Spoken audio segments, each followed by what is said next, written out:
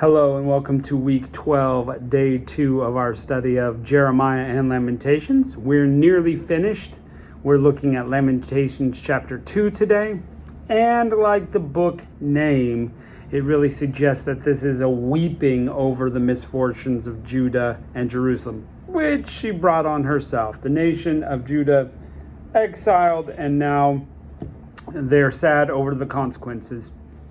It is kind of poetic in nature, so there's going to be some word pictures in here. There's going to be some things that are brought to mind in a poetic way. So let's check it out. Lamentations chapter 2. How the Lord has covered the daughter of Zion with a cloud in his anger. He has cast the beauty of Israel down from heaven to the earth, and hasn't remembered his footstool in the day of his anger. The Lord has swallowed up all the dwellings of Jacob without pity. He's thrown down in his wrath, the strongholds of the daughter of Judah. He's brought them down to the ground. He's profaned the kingdom and its princes. And yes, he has. He's cut off the horn from Israel in fierce anger. He's drawn back his right hand from before the enemy. He has burned up Jacob like a flaming fire which devours all around.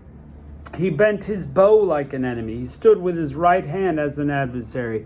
He's killed all that were pleasant to the eye in the tent of the daughter of Zion. He's poured out his wrath like fire. True.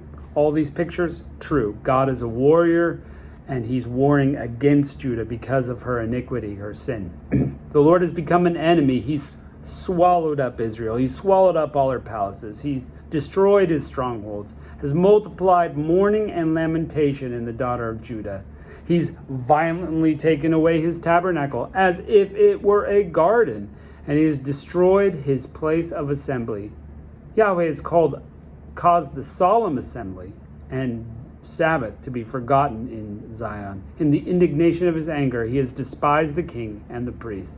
The Lord cast off his altar. He has abhorred his sanctuary. He has given the walls of her palaces into the hand of the enemy. They've made noise in Yahweh's house as in the day of a solemn assembly. So they're crying because God has brought destruction into their land. Why? We know because Judah and Israel both were serving false gods instead of following God. Verse 8, Yahweh has purposed to destroy the wall of the daughter of Zion. He has stretched out the line. He has not withdrawn his hand from destroying.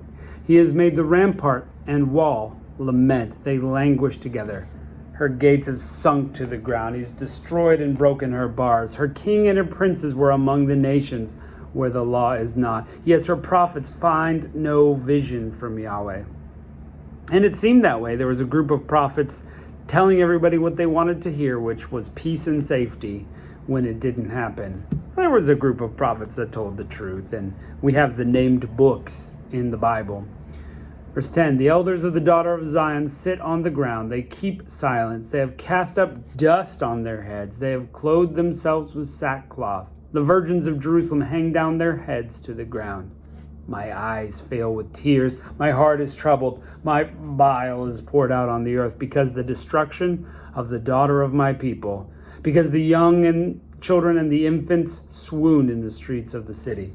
Now, almost sounds like we're starting to get Jeremiah's perspective. Last time it was mainly felt like Jerusalem itself was weeping. This sounds more like a person watching. So perhaps this has the feel of Jeremiah.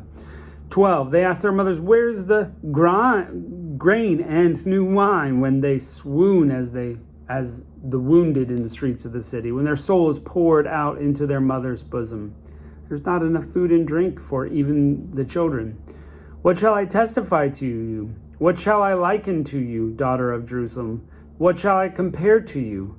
That I may comfort you, virgin daughter of Zion, for your breach is as big as the sea. Who can heal you? Your prophets have seen false and foolish visions for you. They have not uncovered your iniquity, but to reverse your captivity, but have seen for you false revelations and causes of banishment. Now this is true. When we're reading through, Jeremiah kept saying, hey, turn now and God will heal you. Turn back to me now and God will raise you up. But they refused, and they kept getting false prophets saying peace and safety. and there wasn't any. Verse 15, all that pass by clap their hands at you, and they hiss and they wag their heads at the daughter of Jerusalem, saying, is this the city that men called the perfection of beauty, the joy of the whole earth? They would have called it because that was God's city, but he's destroyed it. All your enemies have opened their mouth wide against you. They hiss and they gnash their teeth. They say, we have swallowed her up. Certainly, this is the day that we looked for. We've found it. We've seen it. We've conquered you now. What are you going to do about it? Verse 17, Yahweh has done that which he planned, as he always does. He has fulfilled his word that he commanded in the days of old. He has thrown down and not pitied. He has caused the enemy to rejoice over you. He has exalted the horn of your adversaries. Their heart cried out to the Lord. O wall of daughter of Zion, let your tears run down like a river day and night. Give yourself no relief. Don't let your eyes rest.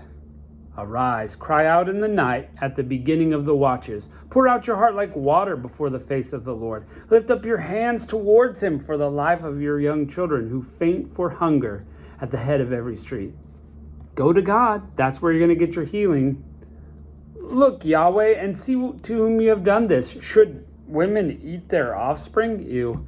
The children that they held and bounced on their knees? Should the priest and the prophet be killed in the sanctuary of the Lord? It's pure chaos, God. What's happening? The youth and the old men lie on the ground in the streets.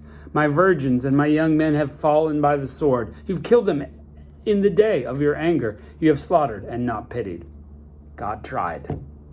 They kept ignoring him and turning their back on him. You have called, as in the day of solemn assembly, my terrors on every side. There was no one that escaped or remained in the day of Yahweh's anger. My enemy has consumed those whom I have cared for and brought up.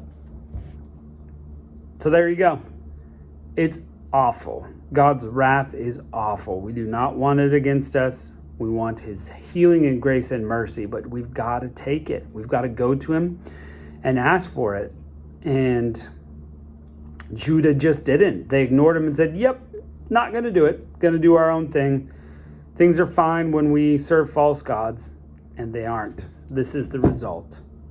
So pretty crazy. What does it mean for us? We've got to do the same. We've got to get sin out of our life. We've got to go to God for healing. It's the only way that you don't have this kind of wrath in your life. So anyway, well, hopefully you can get your life on track and cut that sin out and turn to God for healing. Thanks for joining us, and we'll see you next time.